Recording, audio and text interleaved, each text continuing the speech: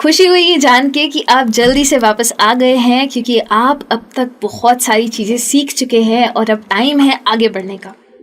एक नई चीज़ सिखाने वाली हूँ आज। लास्ट टाइम मैंने आपसे बात की थी सेंट्रल थीम और आइडियाज़ की, मेन आइडिया की बात की थी, सेंट्रल थीम की बात की थी और फ़र्क भी बताया था दोनों के बीच में। इस बार टॉपिक बिल्कुल अलग है। इस बार मैं आपको सिखाने वाली हूँ फोनेटिक्स। अब ये फोनेटिक्स क्या है? ये चार्ट देख रहे हैं ना आप यहाँ पे, इसे फोनेटिक्स कहते हैं। ये प्रोनाउंसिएशन में काम आता है। अब आप सोच रहे होंगे कि ये सब क्या लिखा हुआ है, वैसे है तो इंग्लिश ही, लेकिन ये होते हैं फोनेटिक सिंबल्स। इन्हें हम फोनीम्स भी कहते हैं, लेकिन टेक्निकलिटी में जाने की कोई ज़रूरत नहीं है, क्योंकि मैं इसको सिंप्लीफाई करने वाली हूँ आपके लिए। सबसे पहले तो समझ लेते हैं कि फोनेटिक्स होता क्या है। तो आप ये जानते हैं कि इंग्लिश में 26 अल्फ़ाबेट्स होते हैं, पर क्या आप ये जानते हैं कि उन 26 अल्फ़ाबेट्स के लिए नंबर ऑफ साउंड्स 44 है। ये इंग्लिश में प्रोनाउंसिएशन का प्रॉब्लम सबको इसीलिए ही आता है क्योंकि हम कोशिश करते हैं उसको हिंदी में समझने की। हिंदी में तो मैं भी समझाऊंगी आपको, लेकिन जैसे सी है, सी को तो हम क भी बोलते हैं और स भी बोलते हैं, तो अब ये फ़र्क कैसे समझे? इसीलिए फोनेटिक्स का समझना बहुत ज़रूरी है।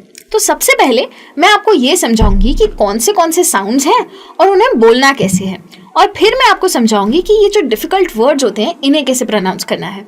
तो आगे की क्लासेस में तो ये सब कुछ आने ही वाला है, पर आज मैं आपको एक बहुत छोटा टॉपिक सिखाऊंगी। लेकिन सबसे पहले ये समझना बहुत ज़रूरी है कि फोनेटिक्स आपको कैसे मदद करेगा। अगर आप ये सारे साउंड्स सीख जाएं, समझ जाएं, तो आपका जो प्रोनाउंसिएशन है इंग्लिश में वो काफ़ी ज़्यादा क्लियर हो जाएगा। जैसे आप बात करते हैं वो काफ़ी ज़्यादा क्लियर हो जाएगा, लोगों को अच्छे से समझ आएगा और आप एम्बैरेस नहीं होंगे। आप ये समझेंगे कि कौन से वर्ड को किस तरीके से प्रोनाउंस करना है। मैं सिंबल्स के डिटेल में आपके साथ नहीं जाऊंगी, चिंता मत कीजिए, लेकिन मैं आपको सिर्फ समझाऊंगी कि कौन से साउंड को कैसे बोला जाता है। कई बार हमसे ये गलती हो जाती है कि हम शिप के बदले शीप बोल देते हैं और सिट के बदले सीट बोल देते हैं। ये सब गलतियाँ इसीलिए होती है क्योंकि हम फोनेटिक्स नहीं जानते, यानी कि साउंड्स को नहीं जानते। तो स्पेलिंग देख के कैसे प्रोनाउंस करना है वो भी मैं आपको सिखाऊंगी। सबसे पहले बात करते हैं वावल्स की। अब ये तो हम सब जानते हैं कि इंग्लिश अल्फ़ाबेट में ये 5 वावल्स होते हैं, ए, ई, आई, ओ और यू। अब इन 5 वावल्स के लिए क्या आप ये जानते हैं कि 20 साउंड्स हैं? हाँ, 5 वावल्स और 20 साउंड्स, और बाकी के 24 साउंड्स कॉन्सोनेंट्स के लिए है। 21 कॉन्सोनेंट और 24 साउंड तो ठीक था, लेकिन 5 वावल्स और 20 साउंड्स, बहुत जोरदार चीज़ है ना। तो ये सारे साउंड्स के बारे में मैं आपसे बात करूंगी। एक चीज़ बस ये सीख लीजिए कि सिंगल साउंड्स को बोलते हैं मोनोप्थोंग्स और डबल साउंड्स को बोलते हैं डिप्थोंग्स। तो आज की क्लास में आपसे मोनोप्थोंग्स यानी कि सिंगल साउंड्स की मैं आपसे बात करने जा रही हूँ। सिंगल साउंड का मतलब ये होता है कि जब मैं कोई वर्ड कह रही हूँ, यानी कि मैं कोई अक्षर कह रही हूँ और वो छोटा सा है, यानी कि सिंगल है, एक ही है, और वो चेंज नहीं होता, तो उसे मोनोप्थोंग कहते हैं। उसको ऐसे ही बोला जाता है, एक से दूसरे की तरफ नहीं बढ़ता। जैसे कि अ, तो अ मोनोप्थोंग है।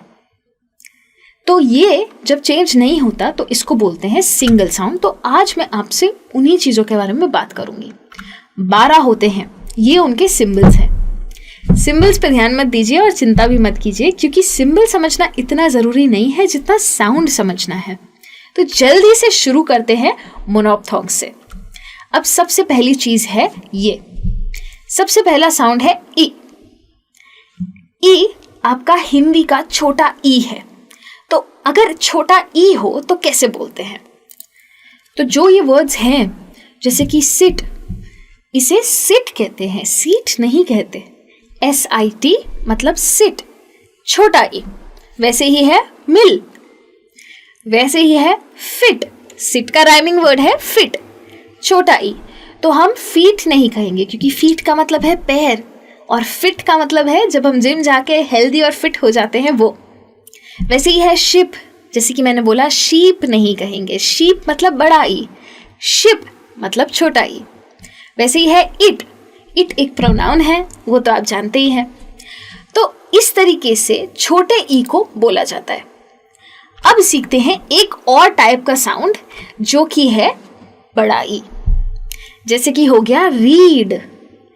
रीड को मैं थोड़ा सा जोर लगा के कहूंगी, बहुत जोर नहीं लगाना है। रीड। मील यानी कि खाना, मील। ईट, खाना खाना, उसे कहते हैं ईट। और यहाँ आ गया आपका शीप यानी कि बकरी।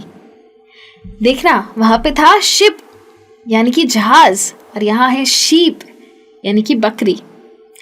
फिर है लीव यानी कि छुट्टी या फिर निकलो। तो ये सब जब मैं वर्ड्स कह रही हूँ तो मैं थोड़ा सा जोर लगा रही हूँ, यानी कि ये हिंदी का बड़ा ई है। वो था छोटा ई, ये है बड़ा ई। अगर आप इतना समझ गए हैं तो मैं आपको इंट्रोड्यूस करना चाहूंगी एक और नए साउंड से, यानी कि छोटा ऊ, बुक। अब बुक में स्पेलिंग में डबल ओ है, लेकिन बोलते इसको छोटे ऊ के साथ है, बुक। तो ये कंसेप्शन माइंड में मत रखना कि अगर स्पेलिंग में डबल ओ है तो मुझे लंबा वाला यानी कि बड़ा ऊ लगाना है। इसका प्रोनाउंसिएशन जैसे बुक और लुक है, उसका छोटे ऊ के साथ होता है। ऐसे भी वर्ड्स होते हैं जिसमें डबल ओ हो लेकिन उसका प्रोनाउंसिएशन बड़े ऊ के साथ आता है। उसकी तरफ भी मैं बढ़ूंगी बहुत जल्दी। फिर ऐसे वर्ड्स हैं फुल, गुड, शुड। ध्यान से देखिए, जो मैंने अंडरलाइन किया है वो है छोटा ऊ, ब ओ क, बुक। श ओ ड, शुड। ये हो गया छोटा ऊ। जैसे छोटा ऊ होता है वैसे बड़ा ऊ भी होता है। अब यहाँ पे आ गए ऐसे वर्ड्स जिसमें डबल ओ है लेकिन ये बड़े ऊ के साथ बोले जाते हैं, यानी कि too, school, moon, shoot, root. इन सब में डबल ओ है और मैं इन सब में ऊ की बड़ी मात्रा लगाती हूँ। कब कौन सी लगानी है वो मैं आपको ज़रूर सिखाऊंगी, लेकिन अभी के लिए मैं आपको साउंड सिखा रही हूँ कि ये इंग्लिश में हिंदी जैसे काफ़ी सारे साउंड्स है। एग्जैक्ट सेम नहीं है लेकिन काफ़ी नज़दीकी है। तो ये था आपका चौथा साउंड। अभी तक आप छोटा ई, बड़ा ई, छोटा ऊ और बड़ा ऊ सीख चुके हैं। फिर बढ़ते हैं एक और पे, ये है ए, यानी कि पेन। डेस्क, देखिए ए यूज कर रही हूं मैं, E, pen, desk. Help, bed, men. तो मेरा जो ए है वो बहुत छोटा है। इसे मोनोऑप्थोंग इसीलिए कहते हैं क्योंकि ये ए पे खत्म हो जाता है, ये आगे बढ़ता ही नहीं है। इतना छोटा सा अक्षर है इसीलिए इसको सिंगल साउंड कहते हैं। इसके साथ कोई और साउंड नहीं है, बस ए और खत्म। अब अगर ए समझ में आ गया है तो आगे बढ़ सकते हैं एक और साउंड की तरफ।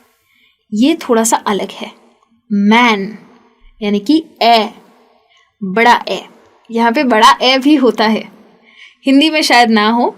हिंदी में ए और आई होता है, यहाँ पे वो नहीं है। यहाँ पे आई अलग जगह पे आता है, यहाँ पे ए और ए है। तो मैन, बैड, कैंसिल, कैट और फैट। वहां पे क्या था, मेन, और यहाँ क्या है, मैन। वो ए था, ये ए है। अगर इतना क्लियर है तो 6 साउंड आप सीख चुके हैं। काफी जल्दी जल्दी सीख रहे हैं आप।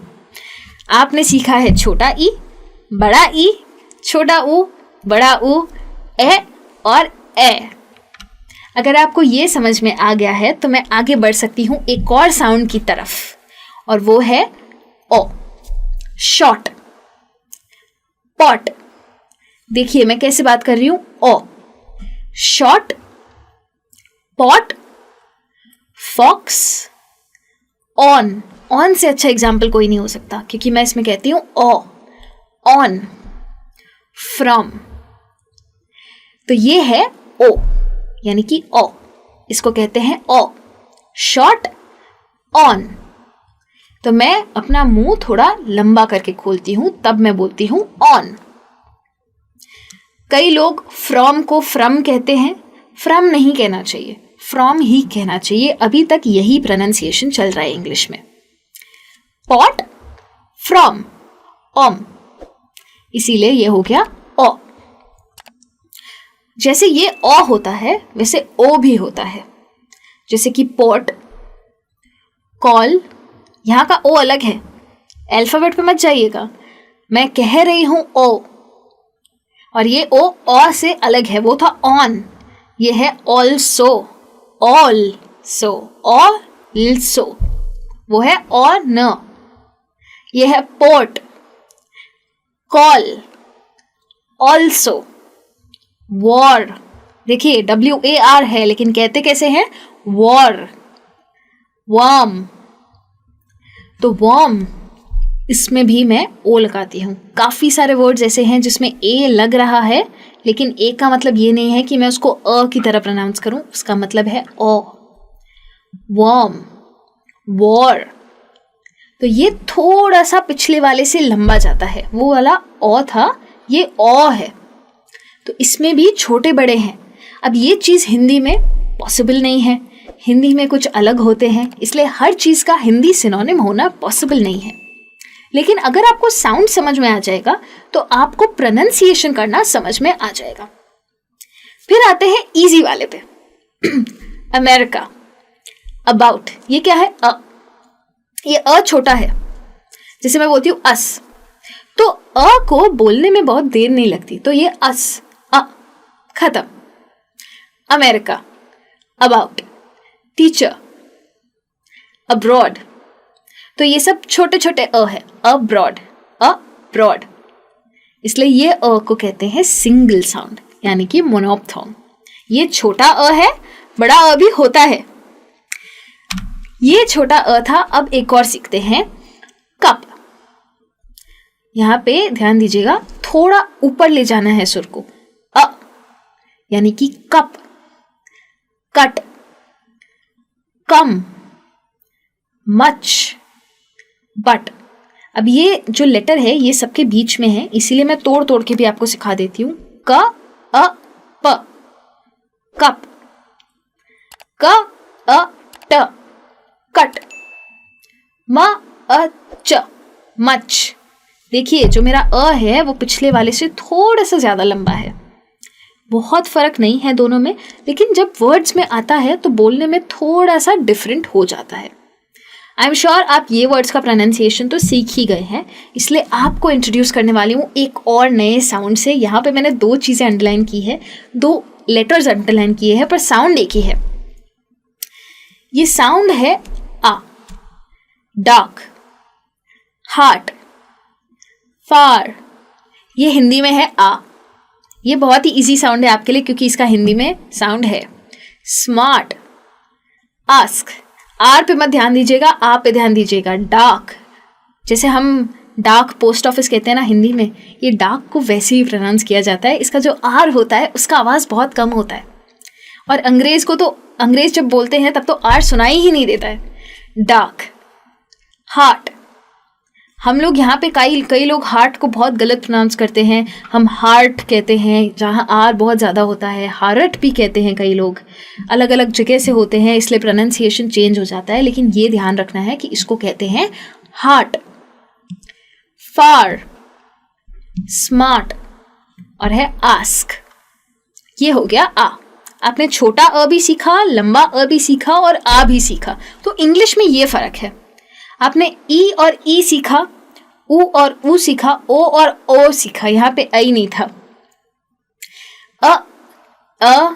आ, ये तीन भी आपने सीख लिए, मतलब काफ़ी सारे साउंड्स तो आप सीख चुके हैं। और इसके अलावा और भी साउंड्स हैं, जैसे कि ये वाला है हर, वर्क। ये साउंड कौन सा है, अ का है या आर का है? 2 मिनट सोचिए, क्योंकि अ का साउंड तो मैं आपको सिखा चुकी हूँ। ये है हर, वर्क। ये आर जो है ना, इसको ये मत सोचिएगा कि आर जो लेटर है वो कॉन्सोनेंट में जाता है तो क्यों यहाँ पे वावल में है। ये जो है आर, एक्चुअल इंग्लिश में ये आर को बहुत ही शांति से, बहुत ही धीरे से प्रोनाउंस किया जाता है। मैंने जैसे कि कहा, जब अंग्रेज लोग वाटर कहते हैं तो हमें उनका आर सुनाई ही नहीं देता, वो लोग कहेंगे वाटर। तो जो आर होता है वो कहीं यहाँ अटकता है, रुकता है, इसीलिए उसको सिंगल साउंड में गिनते हैं। र अलग होता है, ये र है। हर, वर्क, अकर, बर्ड, वर्ड। जब आप ये सारे वर्ड्स प्रोनाउंस करें जिसमें ई आ रहा है, यू आ रहा है, ओ आ रहा है, तो ये चीज़ का बहुत ध्यान रखना। आर जब बीच में होता है ना, किसी शब्द के बीच में होता है तो वो आर का जो साउंड होता है, जैसे अभी डार्क में हमने देखा कि आर का जो साउंड है वो बहुत ही कम है, इसलिए ये हो जाता है ऐसा साउंड हो जाता है। तो इसीलिए इसको सिंगल साउंड में गिनते हैं, क्योंकि ये दो साउंड्स नहीं है, ये एक ही साउंड है जैसे हो गया हर। तो ये चीज़ का बहुत ही ज़्यादा ध्यान रखिएगा। आज की क्लास में मैंने आपसे सिंगल साउंड्स की बात की है और देखते ही देखते आप 12 वावल साउंड सीख चुके हैं। सोचा नहीं था ना कि इतना इजी हो जाएगा। बहुत सारे वर्ड्स होते हैं सीखने के लिए मोनोप्थॉन्ग्स, और नाम पे मत जाइए, नाम उसका लंबा है लेकिन चीज़ बहुत ही आसान है। तो इंग्लिश के 44 साउंड्स में से 12 साउंड से तो आप इंट्रोड्यूस हो गए हैं, अब और साउंड्स बाकी है। तो अगले क्लास में जब मैं आपसे मिलूंगी तब मैं आपको और भी साउंड सिखाऊंगी। अगले क्लास में मैं आपको और वावल साउंड सिखाने वाली हूँ। इनको कहते हैं डिप्थोंग्स। डिप्थोंग्स इसीलिए कहते हैं क्योंकि ये दो साउंड होते हैं। अभी जो मैंने आपको सिखाया वो एक साउंड था। तो अगले क्लास में आपको ये सिखाने वाली हूँ। अगले क्लास में बहुत जल्द मिलूंगी डिप्थोंग्स को लेके। तब तक के लिए थैंक यू सो मच।